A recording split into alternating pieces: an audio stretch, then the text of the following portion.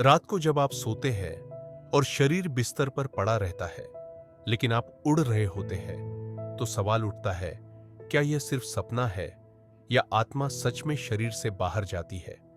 इसे ही कहा जाता है एस्ट्रल ट्रैवलिंग।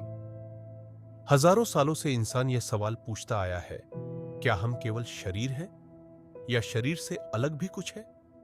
एक प्राचीन भारतीय दर्शन में कहा गया, शरीर 5 कोशों से बना है और आत्मा उनसे परे है।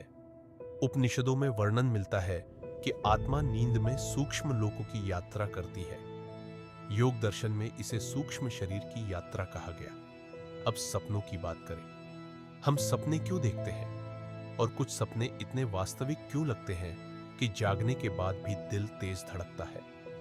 प्रसिद्ध मनोवैज्ञानिक सिगमंड फ्रॉइड कहते थे, सपने हमारे दबी हुई इच्छाओं का प्रतीक है। लेकिन कार्ल जंग इससे आगे जाते हैं।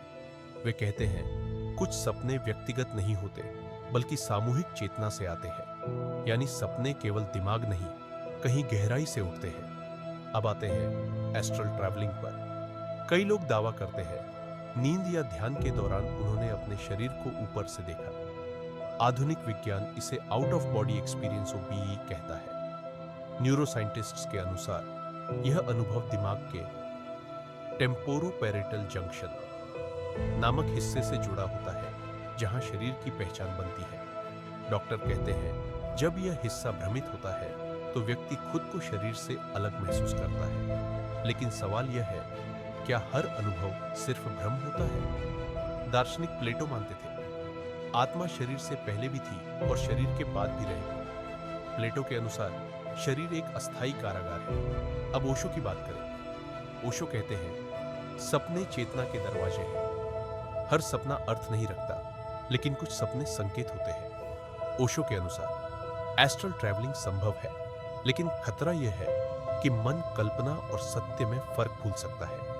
अब जिद्दू कृष्णमूर्ति का दृष्टिकोण। कृष्णमूर्ति इन अनुभवों को महत्व देने के खिलाफ थे।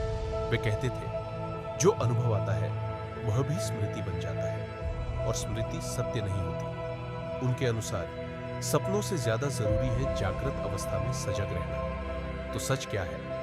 क्या एस्ट्रल ट्रैवलिंग वास्तविक है या यह दिमाग का खेल?